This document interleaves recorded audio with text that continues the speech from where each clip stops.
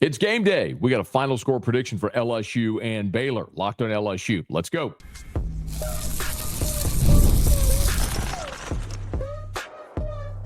You are Locked On LSU, your daily podcast on the LSU Tigers. Part of the Locked On Podcast Network, your team every day. Okay, let's get it. It is Locked On LSU, your team every day. I'm your host, Matt Moscona. Thanks so much for making us your first listen. We're free, available wherever you get podcasts, of course, on YouTube as well. So please subscribe. As always, one of the fastest ways to help us to grow is by leaving your comments below. So thank you for that. We will get you a final score prediction for LSU Baylor. A couple of sharps with their take on this game. A little conflicting point of view as well. You'll hear that in just a quick second. But in their final practice before LSU took on Baylor, Brian Kelly met with reporters afterwards. And as you might imagine, as is pretty much the case with everybody playing bowl games now that are not in the college football playoff, a giant narrative is who's available? Who's available? And because you're going to have a lot of people that aren't available, who has the opportunity to step up and play? And Brian Kelly, when he was asked that question, focused really on one position group in particular. Give a listen. You first got to look at the offensive line. You know, Weston Davis getting a lot of work, Tyree Adams getting a lot of work, Cohen Eccles getting a lot of work. Those guys are now going to be pressed into, possibly playing, some significant time, on the offensive line. I think at the wide receiver position, you'll get a chance to see, Billiot will now get an opportunity out there. I think from a defensive back standpoint, Deshaun Spears playing a lot. As you know, we moved Toviano back to safety. He gets a chance to play quite a bit. So I think, probably 6 or 7 other guys that I'm not mentioning right now will get an opportunity that you'll see tomorrow. So right there, Brian Kelly mentioned 6 players. On the offensive line, Weston Davis, Tyree Adams, Cohen Eccles. He mentioned at receiver, Kylan Billiot. And then at DB, Javen Toviano and Deshaun Spears. That's 6. And then he said 6 or 7 other guys on top of that. Listen, my contention, as we've sat here on this show and talked throughout this bowl preview and prep time, and if you're an everydayer, you've heard this, and thank you for everyone who is an everydayer. If you're not, you should be. My point is, the result of this game is largely inconsequential. I get it. You play to win the game. You're going out there. You want to play. You're going to try your damnedest, and you're going to hope for a great result. And yes, you want to win the game. I'm not mistaking that. I'm not minimizing that. But what we all hope LSU will be in 2025 has nothing, zero, nada, bagel, goose egg, donut, nothing to do with the result of this game. This is a glorified exhibition whereby so many of the guys, the 14 players that LSU has signed in the transfer portal, 7 or 8 of which already we can acknowledge will be immediate starters for you, they're not even on campus, let alone playing in this game. I mean, it's an exhibition. You're going to go out there and you're going to be on TV and you're going to put on the game day uniform and, you're going to try your hardest to go win a football game, but it just doesn't matter. Like, you can sell me on 10 wins, or in this case, 9 wins, or it's inconsequential. Bowl games aren't what they were. I'm not breaking any news here, but you're sitting here telling me Brian Kelly rattles off 6 names and says there's 6, 7, 8 more guys that are going to play a key role and get their opportunity that he didn't mention. Hell, you got 22 players, 11 and 11. I mean, he just mentioned 13, 14 of the 22 that are going to be different guys playing key roles. Look, here's the thing. More than anything, and yes, I want to see LSU win the game. When he rattles off Weston Davis, Tyree Adams, Cohen Eccles, my ears perk up because I want to see those guys. Because the reality in this ball game is, for you to have success offensively, that offensive line, which has 4 players out of new positional starters at 4 spots, that offensive line's got to keep Garrett Nussmeier upright. And if they can't, you got no shot. We spent this whole season talking about this offensive line that was super heralded, and they were elite pass blocker. I don't even want to hear an argument to the contrary. They were one of the best in the country at allowing fewest sacks, fewest pressures. They were great. They didn't run block worth a lick, and it goes to show you that when you didn't have Jaden Daniels to clean up a lot of your mistakes, maybe they weren't great run blockers all along. But they were elite pass blockers. And if you can't keep Garrett Nussmeier upright, and you're without 3 of your top 4 pass catchers, this could be a grind. So it all starts with those guys. Weston Davis was a 5-star. You flipped him from A&M. And he's a guy who's going to battle for a starting job next year, one of the tackle spots. Tyree Adams may very well, but all throughout fall camp, he ran number 2 left tackle behind Will Campbell. They weren't moving Emory Jones over to left tackle. It was Tyree Adams, who was the number 2 left tackle. And before his sports hernia injury in pregame against Ole Miss, which was weird, he was your 6th offensive lineman. He would have been next in at any spot other than center. So let me see how those guys look in this ballgame. You mentioned Cohen Eccles. Cohen Eccles, we got to see, true freshman, flipped him from A&M. He played center in fall camp, but he's telling you there that Eccles is going to play some guard in this ball game at right guard, rotating with Bo Bordelon. So Bordelon starts at right guard. You're going to see some Eccles there as well. Okay, let me see how that looks, because, listen, I'm very high. Look, I think Braylon Moore is walking in day 1 to be your starting center. And they are going to and fully intend on adding another offensive lineman out of the transfer portal, very likely a starting tackle. So what does that mean for DJ Chester, for Paul Mabenga? These guys have an opportunity to be starters next year, or maybe they get beat out. Maybe Cohen Eccles takes a big step next year. This is a great opportunity for him. Like, that's the kind of thing that's interesting about this game. I mentioned you're down 3 of your top 4 pass catchers. Well, Kylan Billiot, who didn't play a lick this year, is going to get an opportunity to get on the field, because you've got Aaron Anderson, you've got Xavier Thomas, you've got Chris Hilton. But after that, remember, Kyron Lacey has opted out of this ball game. CJ Daniels is now at the University of Miami. Kyle Parker, who played early in the season, had season-ending elbow surgery. So, obviously, there's no Mason Taylor. So, yes, I expect we're going to see Aaron Anderson and Xavier Thomas. I think we're going to see a good bit also of Chris Hilton, and you're probably going to see a lot of Trey'Dez Green, who Brian Kelly said throughout this, this practice time has really become a willing blocker at tight end, which is great, and you love to see. But you got to have other guys, and Billiot may be someone worth watching. Another Louisiana guy from the Bayou who has great ability. He's just kind of caught in the logjam at that receiver spot. Maybe this is an opportunity for him. And then in the secondary, he mentioned Toviano Spears. Those are 2 guys we've talked a ton about. But Spears, we know, is likely going to slot in and start in Major Burns's, or excuse me, in Sage Ryan's spot. You'll have Jordan Gilbert at the strong safety, and you'll have Deshaun Spears very likely at the free safety spot. And Brian Kelly told you there, Toviano has moved from star to safety. Okay, does that mean you're not going to play a star in this game? Look, 3 of the last 4 games of the regular season, you went to a more traditional 4-3 look. You didn't have a star. Well, Major Burns is not playing in this ball game. Toviano's not playing star anymore. He's playing safety. So maybe it's a game where you don't play a star position.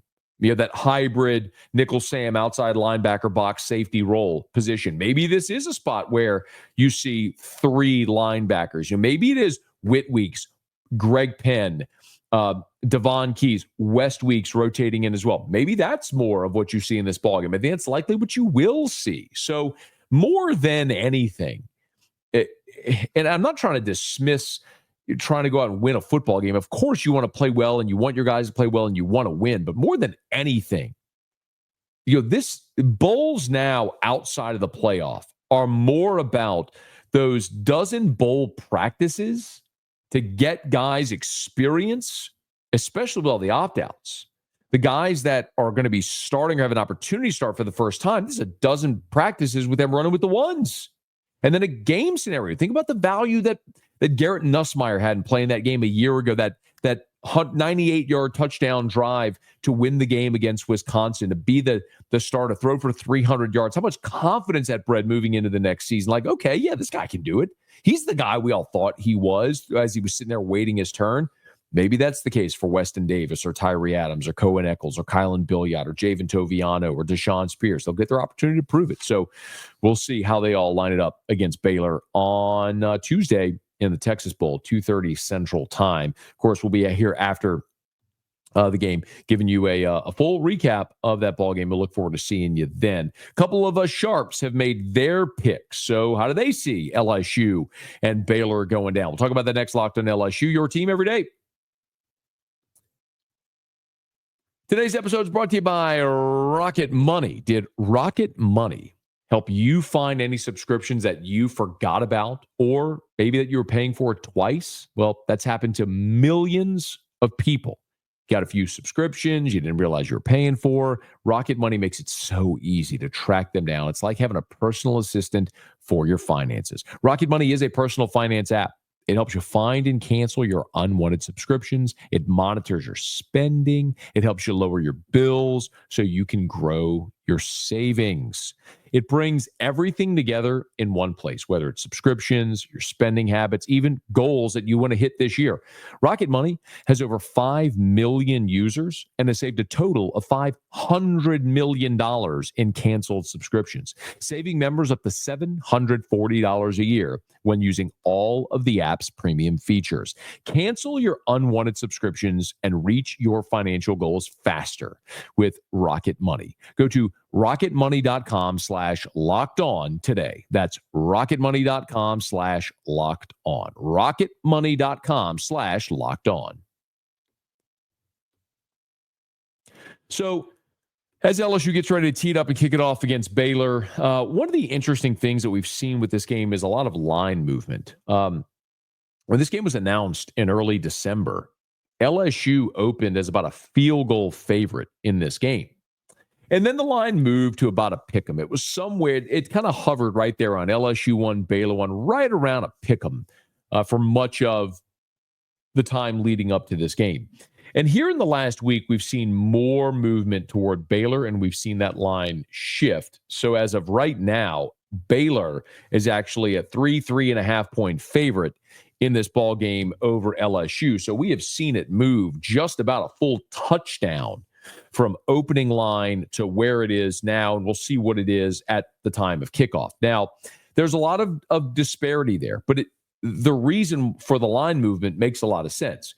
Baylor hasn't had any opt-outs, and it's just one of the things that everyone looks at when we talk about these point spreads here in bowl games. So Baylor, because they've been able to maintain the bulk of their starters and they're key contributing players for this team, naturally, you're looking at LSU with 17 players entering the portal, and then the opt-outs. When you look at no Will Campbell, no Emory Jones, no Mason Taylor, no Kyron Lacey, obviously the guys that are already gone, like CJ Daniels, who's now at Miami. You look at this and you go, man, that LSU offense, which kind of struggled late in the season, is going to be down even more players. And while you have generally your full complement of defenders outside of Major Burns and Sage Ryan, who struggled at times this year to begin with, they're back, but that wasn't a great defense to begin with against a Baylor offense averaging 35 a game. You can see why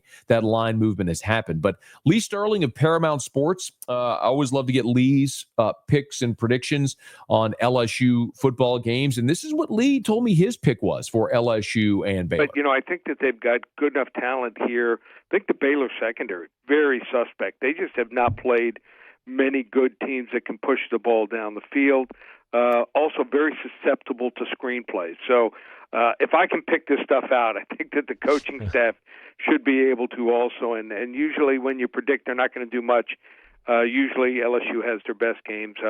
I just don't believe in this Baylor team. They also play a defense where they gamble too much, and when that happens, they're going to give up a lot of big plays here. So they've been able to score lately, and I think it's going to be a high-scoring game, but I think LSU comes out on top. I think they win this game something like 45-37. Wow. 45-37 was Lee Sterling's pick. Now, for whatever it's worth, 45-37, that puts the total over 80 in Vegas right now at the sports book. If you look at our friends over at FanDuel, the total is 61.5. So Lee's projecting this to go way over the total. I'm not so sure that I fall in line with that number, largely because of all the opt-outs for LSU. It's true that Baylor defensively has not been great. Baylor is 68th in the country in points allowed per game, so scoring defense at 25 points per game. And you can always look at things that skew those numbers, like they allowed just 3 points to Tarleton State. They allowed 3 points to Air Force. So those two non-conference games against far lesser opponents dramatically skewed their scoring defense number. But even still, they had some really nice defensive performances in conference games. They allowed 17 to Kansas, just 10 against Houston. But there were games like when they allowed 35 to West Virginia, 34 to TCU, 35 to Texas Tech, 43 against Iowa State, 38 against Colorado, 34 against BYU. So there were a lot of games in conference play where teams got into the 30s or 40s against this Baylor defense. Can LSU do that is really a giant question in this ball game, because you're looking at an LSU offense that's going to be down some players. For what it's worth, Jimmy Ott, our resident sports betting expert on 104.5 ESPN Baton Rouge, Jimmy picked this game Baylor 30-20. Saying that motivation is a key point in this. LSU with the opt-outs, Baylor's got everybody playing. But just look at the disparity where Jimmy has this game 30-20 Baylor with a 10-point win and a game that far under the total, 11 points under the total. Lee Sterling has LSU winning in a game that clears 80 points on the total. So it goes to show you how difficult it is to project and to pick these bowl games sometimes, because of all of the unknowns, the ambiguity surrounding opt-outs and player availability. It's not like they're playing, the final week of the regular season, and so you have a full season sample size and everybody's still all in. It's just a little different when you're predicting a bowl game. So not a lot of consensus on this game. As we mentioned, the point spread has gone all the way to Baylor being favored by 3.5. But if you look at the computers, ESPN's FPI, the football power index, the matchup predictor, has LSU with a 60% chance of winning this game, 60-40 LSU. So computers, prognosticators, opt-ins, opt-outs, there's just not a lot of consensus on this game with LSU and Baylor, which means it's going to be a fascinating watch on New Year's Eve there in Houston. One thing left to do is for me to give you my pick on LSU Baylor, and we'll do that next. Locked on LSU, your team every day.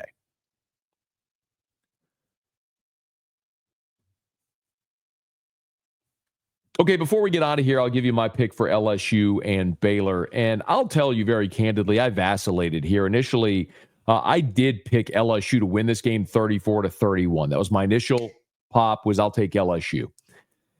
And then I just started digging deeper into the ball game. And what I landed on was, it is really hard for me to assume LSU offensively is going to score 34 points in this game. Now, I told you Baylor defensively has allowed some big numbers this year, and they have. Baylor, while the season average is 25 points a game, as I mentioned, they allowed 35 to West Virginia, 34 to TCU, 28 against Oklahoma State, 35 against Texas Tech, 43 to Iowa State, 34 to BYU, 38 to Colorado. All of these numbers are above their defensive season total average. So the other thing with Baylor as well that I look at is, yes, Baylor's 8-4. And it's interesting how they arrived at that 8-4, because Baylor started this season 2-4. And by the way, the two wins were against Tarleton State, 45-3, and Air Force, 31-3. That's an Air Force team, by the way, that finished 5-7 on the season. So Baylor started 2-4 with wins over Tarleton State Air Force. They lost to Utah. They lost to Colorado in an embarrassing game where they gave up a Hail Mary. They lost to BYU and Iowa State. Keep in mind, Utah was ranked when they played them. BYU was ranked. Iowa State was ranked. 3 of the 4 losses, the only one that was not a ranked team when you played them was Colorado. Which means when you look at Baylor's wins, so they finished on a 6-game win streak. But look at who they beat in that 6-game win streak. Baylor wins against Texas Tech, who finished the season. Texas Tech finished 8-5, but that included a bowl loss. So they were 8-4 and then lost the bowl game to finish 8-5. They lost to Oklahoma State, who finished winless in conference. I'm sorry, these are the wins. They beat Oklahoma State, who finished winless in conference. They went 3-9 overall. They beat TCU, this was the best win. TCU went 8-4, won the bowl game, finished 9-4. They beat West Virginia, who finished 6-7. They were 6-6, lost the bowl game. They beat Houston, who finished 4-8, and they beat Kansas, who finished 5-7. So of the 6-game win streak, only 3 of the games were against teams that made it to postseason play. Texas Tech, TCU, and West Virginia. TCU won their bowl game. Texas Tech lost their bowl game. And West Virginia lost their bowl game to finish 6-7. So the point is, you didn't really have a nice win. I mean, TCU and Texas Tech were teams with winning records, but it's not like those were great wins. Texas Tech was on the road. TCU was at home. You won that one 37-34. So you didn't really, yes, Baylor won 6 in a row, but they didn't have a marquee win among those 6. So I started looking at this going, who really did Baylor beat? And LSU, I still believe, was a more talented football team than Baylor. And when you look at how LSU finished the season with wins over Vanderbilt and Oklahoma, maybe that gives you a little bit a very solid wins against those 2 teams.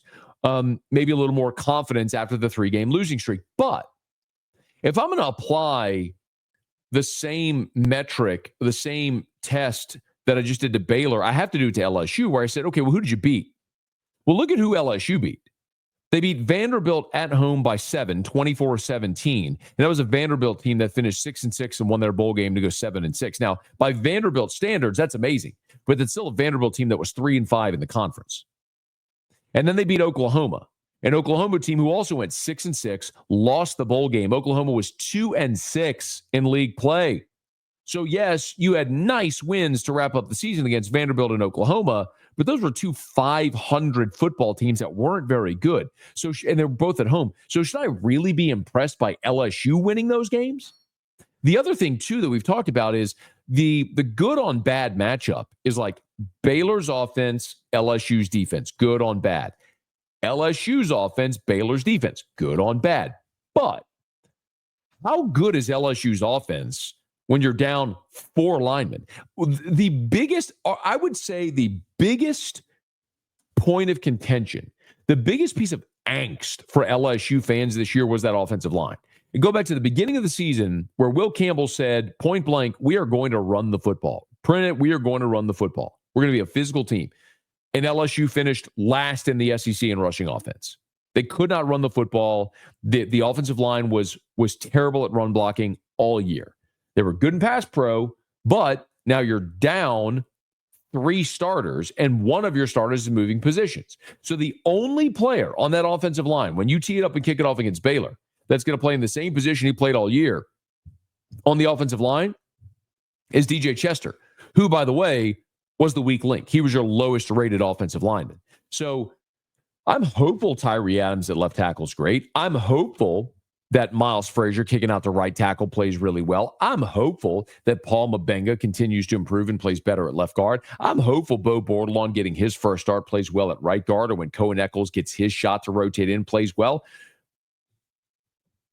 But all the guys ahead of them are better players, and they're all gone, and they struggled. Why am I to believe that this group of offensive linemen, this mishmash, ragtag, bubblegum and duct tape offensive line is going to be awesome when The line of 4-year starters and 2 3-year starters at tackles that are heading to the NFL couldn't run block and at times struggled to protect.